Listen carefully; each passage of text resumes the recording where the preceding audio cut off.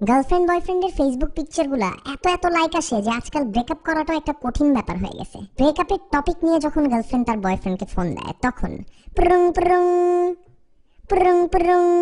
কি ব্যাপার মফিজ, তোমাকে না গতকালকে বললাম এই রিলেশনশিপ রাখবো না? তোমার তো সাহস কম না, তুমি আবার আমাদের পিকচার আপলোড করছো ফেসবুকে।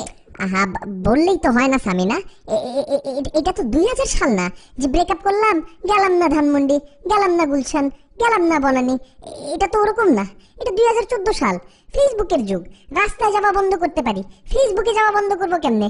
এতগুলা মানুষকে কিভাবে অ্যাভয়েড করবো আমি? কি বলতেছো? ব্রেকআপের সাথে ফেসবুকের কি সম্পর্ক? ছোট লোক কথাকার, তুমি কি বুঝতেছো না তোমার সাথে আমি আর থাকতে পারতেছি না? ফেসবুকের সাথে সম্পর্ক নাই মানে? এই মিয়া, এত হাজার হাজার লাইক আসে আমাদের পিকচার, এগুলো দেখো না? হ্যাঁ, ব্রেকআপ করলে মুখ দেখাইতে পারবো কারে? ঘন ঘন রিলেশনশিপ স্ট্যাটাস চেঞ্জ করলে মানুষ কি ভাববে? অন্য মেয়েরা কি ভাববে? আর তোমার উপর এত ইনভেস্ট করছি, হুট করে এভাবে তো ব্রেকআপ করা পসিবল না। ইনভেস্ট মানে কিসের ইনভেস্ট? এই আমি কি তোমার বিজনেস নাকি? হ্যাঁ, কিসের ইনভেস্ট করছো তুমি? কয়টা কাপড় কিনে দিছো? এই যে এবার 31 একটা অ্যাপল জুস খাওয়ানোর টাকা ছিল তোমার? থাকবে কোত্থেকে?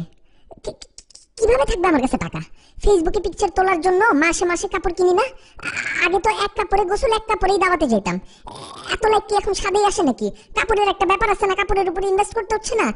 আর তোমার চুল ছিল ল্যাবড়া ভ্যাবড়া, ওইটার জন্য আবার এই যে কি সানসিল্ক না কি কি কি শ্যাম্পু ইউজ করো, এগুলো কিনে দিছি না তোমার? তোমার মতো ছোট লোক দেখি না আমি।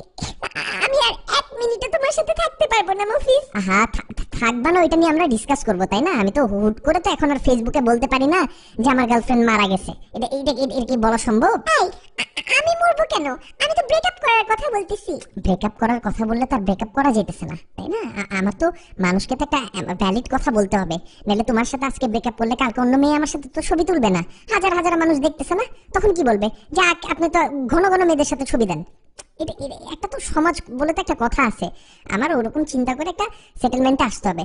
আপাতত এই টপিকটা বাদ দাও। হ্যাঁ, আমরা এটা নিয়ে পরে ডিসকাস করবো। কয়েকদিন যাক। আমি আমার ভালো লাগতেছে না।